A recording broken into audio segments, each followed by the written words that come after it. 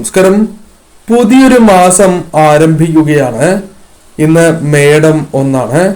ഈ മാസവുമായി ബന്ധപ്പെട്ട ചില പ്രധാനപ്പെട്ടതായ സൂചനകളാണ് ഇവിടെ പരാമർശിക്കാനായി പോകുന്നത്. ഈ പരാമർശിക്കുന്ന ലക്ഷണങ്ങളിൽ ഒരു ലക്ഷണമെങ്കിലും നിങ്ങളുടെ വീടുകളിൽ അല്ലെങ്കിൽ നിങ്ങളിൽ പ്രകടമാകുന്നു എങ്കിൽ മഹാഭാഗ്യം തന്നെയാണ്. കാരണം ഞാൻ ഈ പരാമർശിക്കുന്നതായ പക്ഷികൾ, മൃഗങ്ങൾ നിങ്ങളുടെ വീടുകളിലേക്ക് കടന്ന് വരുന്നു എങ്കിൽ അത് ശുഭകരമായ സൂചനയാണ്. നിങ്ങളുടെ ജീവിതത്തിൽ വന്നു ചേരാൻ പോകുന്ന സൗഭാഗ്യങ്ങളുടെ മുന്നോടിയായി സംഭവിക്കുന്ന കാര്യങ്ങൾ തന്നെയാണ്. ഏതെല്ലാമാണ് ആ ജീവികൾ? ഈ ജീവികളെ വീടുകളിൽ കാണുകയാണ് എങ്കിൽ ഈ മേടമാസത്തിൽ എന്തെല്ലാം കാര്യങ്ങൾ നിങ്ങളുടെ ജീവിതത്തിൽ സംഭവിക്കും? ഇത് വിശദമായി തന്നെ ഈ വീഡിയോയിലൂടെ മനസ്സിലാക്കാം. ഈ പരാമർശിക്കുന്ന എല്ലാ ജീവികളും വീടുകളിൽ വന്നില്ല എങ്കിൽ പോലും ഏതെങ്കിലും ഒരു ജീവിയെങ്കിലും നിങ്ങളുടെ വീടുകളിൽ വരികയാണ് എങ്കിലും ശുഭകരമാണ്. ആ പ്രധാനപ്പെട്ടതായ ജീവികൾ ഇപ്രകാരമാണ്. ആദ്യത്തെ ജീവി കീരിയാണ്. കീരിയുമായി ബന്ധപ്പെട്ട് ചില കാര്യങ്ങൾ പരാമർശിക്കേണ്ടതായിട്ടുണ്ട്. അപൂർവങ്ങളിൽ അപൂർവമായി മാത്രമാണ് വീടുകളിൽ കീരിയെ കാണുവാൻ സാധിക്കുക.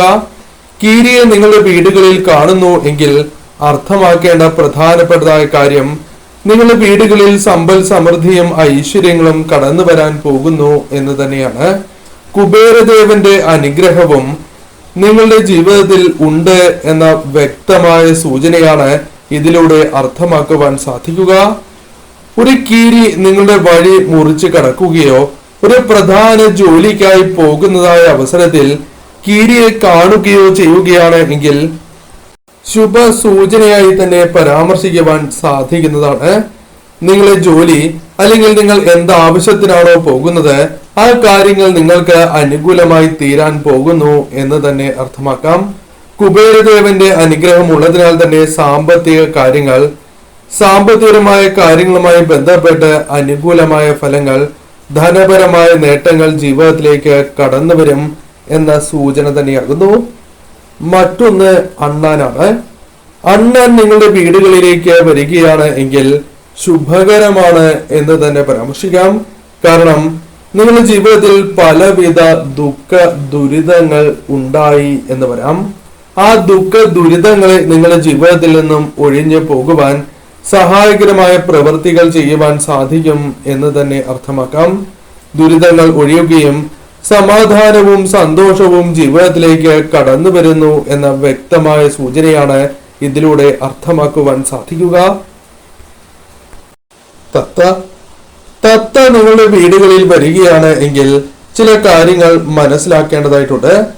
ശകുന ശാസ്ത്രപ്രകാരം തത്ത നിങ്ങളുടെ വീടുകളിൽ വരികയാണ് എങ്കിൽ അത് ശുഭകരമായ സൂചന തന്നെയാണ്. പെട്ടെന്ന് തത്ത വന്ന് മടങ്ങുകയാണ് എങ്കിൽ ശുഭകരമായ സൂചനയാണ്. യഥാർത്ഥത്തിൽ തത്ത സമ്പത്തിന്റെ ദേവനായ കുബേരദേവനുമായും ബന്ധപ്പെട്ടിരിക്കുന്നതാകുന്നു. കാമദേവന്റെ വാഹനമായും തത്തയെ കണക്കാക്കുന്നതാണ്.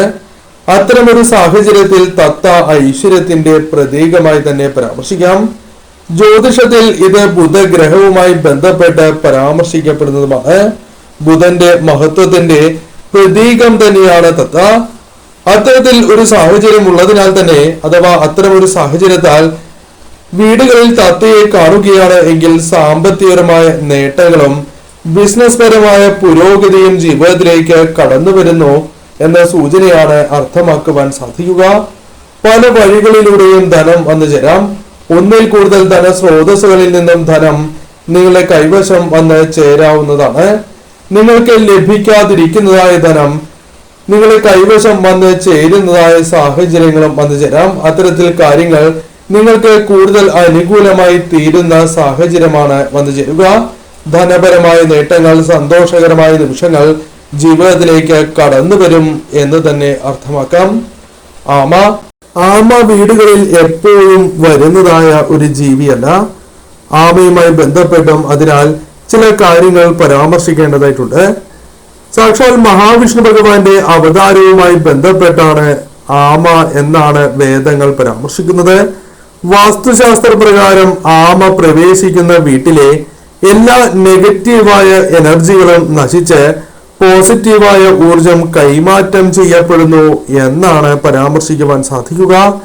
ലക്ഷ്മി ദേവിയുടെ ആഗമനത്തിന്റെ സാന്നിധ്യത്തിന്റെ സൂചനയായാണ് ആമ വീട്ടിൽ പ്രവേശിക്കുന്നത് എന്നും വേദങ്ങളിൽ പരാമർശിക്കുന്നതാണ്. കൂടാതെ വീട്ടിൽ ആമയുടെ വരവ് വളരെയധികം സന്തോഷവും സമാധാനവും ഐശ്വര്യവും സമ്പത്തും വർദ്ധിപ്പിക്കുന്നു എന്നാണ് പറയുക. അതിനാൽ ഏറ്റവും ശുഭകരമായ ഒരു സൂചനയായി തന്നെ പരാമർശിക്കുവാൻ സാധിക്കും. മറ്റൊന്ന് തവളയാണ്. തവളയുമായി ബന്ധപ്പെട്ട് ചില കാര്യങ്ങൾ പരാമർശിക്കേണ്ടതായിട്ടുണ്ട്. തവള സമൃദ്ധിയുടെ പ്രതീകം തന്നെയാണ്. അത്തരമൊരു സാഹചര്യത്തിൽ തവള നിങ്ങളുടെ വീടുകളിൽ വരികയാണ് എങ്കിൽ അത് സമൃദ്ധിയും ഐശ്വര്യങ്ങളും കൊണ്ടുവരുന്നു എന്ന് തന്നെ അർത്ഥമാക്കാം. വാസ്തുശാസ്ത്രത്തിൽ തവളയെ സമ്പത്തിന്റെ പ്രതീകമായി തന്നെയാണ് പരാമർശിക്കുന്നത്. അതിനാൽ ഏറ്റവും ശുഭകരമായ സൂചനയാണ് തവളയിലൂടെ വന്നു ചേരുക. അത്തരമൊരു സാഹചര്യത്തിൽ പെട്ടെന്ന് ഒരു തവള നിങ്ങളുടെ വീടുകളിലേക്ക് വരികയാണ് എങ്കിൽ അത് വരാനിരിക്കുന്ന ഏറ്റവും ശുഭകരമായ സമയത്തിന്റെ സൂചനയായി തന്നെ പരാമർശിക്കുവാൻ സാധിക്കുന്നതാണ്. കറുത്ത ഉറുമ്പ്. ജ്യോതിഷപ്രകാരം നോക്കുമ്പോൾ കറുത്ത ഉറുമ്പുകൾ ശനിദേവനുമായി ബന്ധപ്പെട്ട് പരാമർശിക്കപ്പെടുന്നതാണ്. നീതിയുടെ ദൈവമായി കണക്കാക്കുന്ന ദേവൻ തന്നെയാണ് സാക്ഷാൽ ശനിദേവൻ.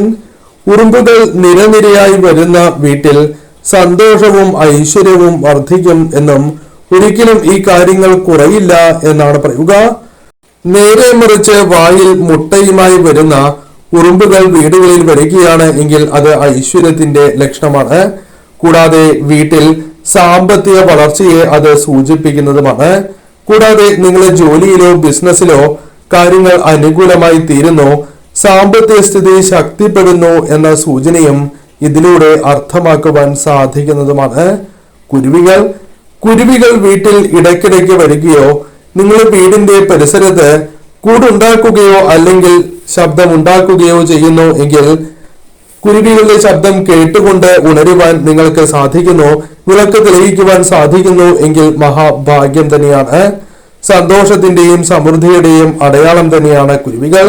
അതിനാൽ പക്ഷികൾ കൂടുണ്ടാക്കുന്ന വീട് പണത്തിനും ധാന്യത്തിനും ഒരു കുറവും ഉണ്ടാവില്ല എന്നാണ് പറയുക. ഭാഗ്യം എപ്പോഴും നിങ്ങൾക്കൊപ്പം ഉണ്ടാകും എന്ന സൂചനയും ഇതിലൂടെ അർത്ഥമാക്കുവാൻ സാധിക്കും. ചിത്രശലഭം പറന്ന് വീടിനുള്ളിൽ പ്രവേശിച്ചാൽ പ്രണയം, തൊഴിൽ, സമ്പത്ത് തുടങ്ങിയവയുമായി ബന്ധപ്പെട്ട് ശുഭകരമായ വാർത്തകൾ കേൾക്കുവാൻ പോകുന്നു എന്നും വിശ്വസിക്കപ്പെടുന്നതാണ്. അതിനാൽ അവയെ പിന്തുടർന്ന് പിടിക്കാൻ നോക്കുന്നതോ കൊല്ലുന്നതോ ഭാഗ്യത്തെ തുരത്തി ഓടിക്കുവാൻ ശ്രമിക്കുന്നതിന് സമമാണ്. അതിനാൽ ഇവയെ ഒരിക്കലും നിങ്ങൾ ഉപദ്രവിക്കുവാൻ പാടുള്ളതല്ല. ഈ കാര്യവും പ്രത്യേകം നിങ്ങൾ ശ്രദ്ധിക്കേണ്ടതായിട്ടുണ്ട്. ഞാൻ ഈ പരാമർശിക്കുന്ന ജീവികളിൽ ഒരു ജീവിയെങ്കിലും വീട്ടിൽ വരുന്നത് മഹാഭാഗ്യം തന്നെയാകുന്നു. ഉപ്പൻ, കാക്ക എന്നീ പക്ഷികൾ വീടുകളിൽ വരുന്നതും ശുഭകരം തന്നെയാകുന്നു.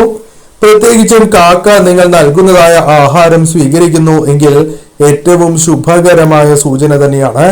കൂടാതെ ഉപ്പൻ വീടുകളിൽ വരുന്നതും വീടിന് ചുറ്റും നടക്കുന്നതും ശുഭകരമാണ്.